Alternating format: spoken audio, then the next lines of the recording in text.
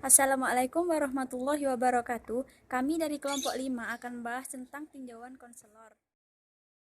Perkenalkan, nama saya Imatu Saadah, NIM D91217036. Di sini saya sebagai pemakal pertama akan menjelaskan tentang poin 1, yaitu pengertian tentang konselor.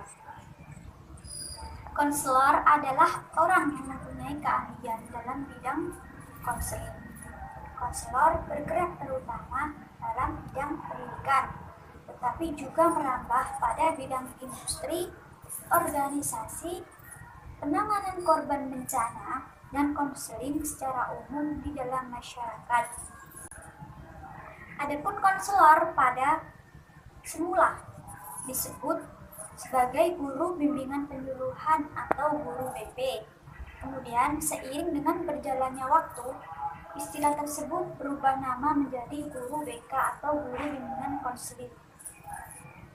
Konselor pendidikan merupakan salah satu profesi yang termasuk ke dalam tenaga kependidikan, seperti yang tercantum dalam Undang-Undang Republik Indonesia Nomor 20 Tahun 2003 tentang Sistem Pendidikan Nasional.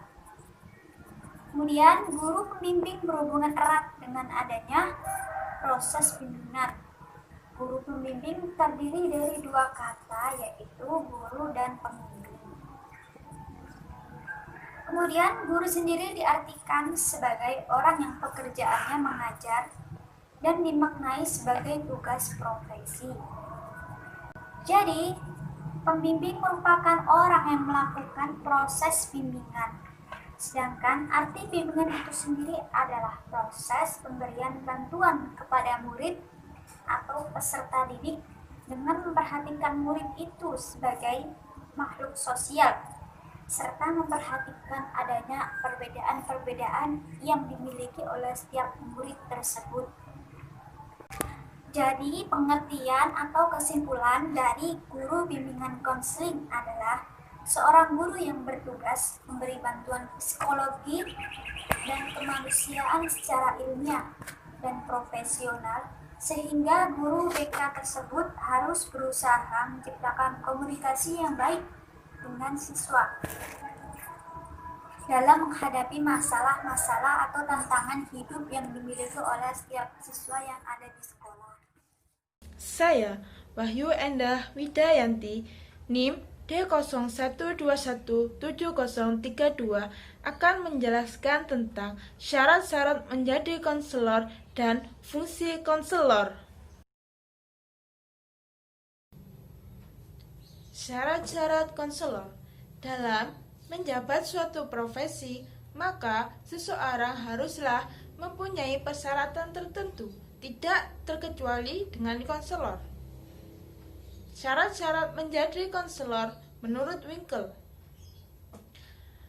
yakni seorang konselor harus mempunyai sikap menerima, sikap ingin memahami, sikap bertindak dan berkata secara jujur, memiliki kepekaan, mempunyai komunikasi yang tepat, memiliki kesehatan jasmani yang layak, serta mentaati kode etik bimbingan dan konseling.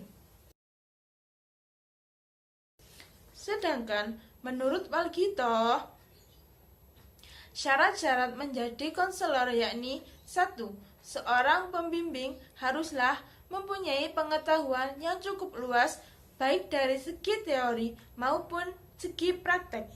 Yang kedua, seorang konselor telah cukup dewasa secara psikologis, yaitu kemantapan atau kestabilan emosi psikisnya. Yang ketiga, yakni sehat jasmani dan psikis. Yang keempat, yakni mempunyai kecintaan terhadap pekerjaannya dan juga terhadap anak atau klien-kliennya. Yang kelima, mempunyai inisiatif yang baik. Yang keenam, seorang pembimbing atau seorang konselor haruslah bersikap supel, ramah, sopan santun di dalam segala hal, sehingga pembimbing dapat bekerja sama dan memberikan bantuan secukupnya untuk kepentingan anak didiknya. Yang terakhir yakni seorang konselor harus mempunyai sifat-sifat yang dapat menjalankan prinsip-prinsip serta kode etik, bimbingan, dan konseling dengan sebaik-baiknya. Jadi, syarat-syarat menjadi konselor yang telah disimpulkan dari pendapat beberapa ahli. Yang pertama, syarat pendidikan. Seorang konselor haruslah seorang sarjana atau seseorang yang telah mempunyai ijazah dari program bimbingan konseling. Yang kedua, syarat kepribadian. Seorang konselor harus bisa merasakan apa yang dirasakan oleh kliennya, serta menghargai orang lain, serta mampu bekerja sama dengan baik. Yang ketiga, persyaratan sifat dan sikap. Seorang konselor harus menerima klien sebagaimana adanya, memiliki sifat yang luas, sehingga dapat menerima pendapat orang lain, terbuka, supel, ramah tamah, sopan santun, dan mentaati kode etik jabatan. Fungsi konselor. Menurut Winkel, fungsi konselor yakni 1. Fungsi pencegahan. Dalam artian, konselor mau menciptakan suasana sedemikian rupa agar tidak timbul berbagai masalah dalam proses belajar dan mencapai perkembangan. 2. Fungsi adaptif. Dalam artian, seorang konselor harus bisa membantu guru dan memberikan informasi tentang kondisi yang sesuai dalam pembelajaran. Yang ketiga, fungsi penyaluran, di mana konselor bertugas untuk membantu siswa dalam menyalurkan dan mengembangkan bakat dan minatnya. Yang keempat, fungsi perbaikan, di mana konselor bisa membantu siswa untuk mengembangkan atau menyalurkan bakatnya dalam bidang yang diminatinya atau dalam bidang yang telah dikuasainya, sehingga bisa meningkatkan kompetensi yang dimiliki oleh siswa. Sedangkan menurut Walgito, fungsi konselor yakni untuk membantu kepala sekolah beserta staf di dalam menyelenggarakan kesejahteraan sekolah. Dan saya Siti Urifa, NIM D01217029. Di sini saya akan menerangkan poin yang ketiga, yaitu tentang kode etik konselor. Kode etik merupakan etika profesi yang harus dipegang kuat oleh setiap pembimbing. Kode etik juga merupakan moralitas para pembimbing dalam menjalankan profesinya.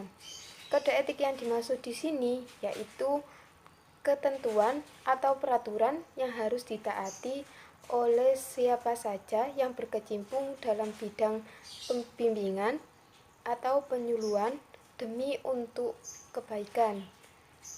Dengan adanya kode etik ini, diharapkan agar bimbingan dan penyuluhan tetap dalam keadaan baik dan menjadi lebih baik. Misalnya seperti guru bimbingan atau konselor di sekolah. Konselor harus menghargai harkat pribadi, integritas, dan keyakinan kliennya. Apabila kode etik tersebut diterapkan, maka konselor ketika berhadapan dalam bidang apapun diharapkan memiliki kepercayaan dengan kliennya dan tidak membuat kliennya merasa tersinggung. Aspek ilegal konselor juga dipayungi UU RI nomor 20 tahun 2003 tentang Sistem Pendidikan Nasional. Pasal 1 ayat 6 yang menyatakan Pendidik adalah tenaga kependidikan yang berkualifikasi sebagai guru, dosen, konselor, pamong belajar, widya iswara, tutor, instruktur, fasilitator, dan sebutan lain yang sesuai dengan khususnya, serta berpartisipasi dalam penyelenggaraan pendidikan. Adapun rumusan kode etik bimbingan dan konseling yaitu yang pertama, pembimbing yang memegang jabatan harus memegang teguh prinsip-prinsip bimbingan dan konseling. Yang kedua yaitu pembimbing harus berusaha semaksimal mungkin untuk mencapai hasil yang baik. Yang ketiga yaitu pekerjaan pembimbing harus berkaitan dengan kehidupan pribadi seseorang. Adapun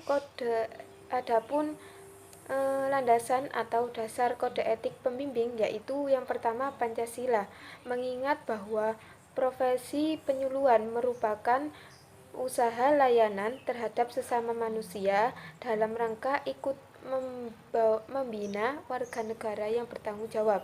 Yang kedua yaitu tuntutan profesi yang mengacu pada kebutuhan dan kebahagiaan sesuai dengan norma-norma yang berlaku.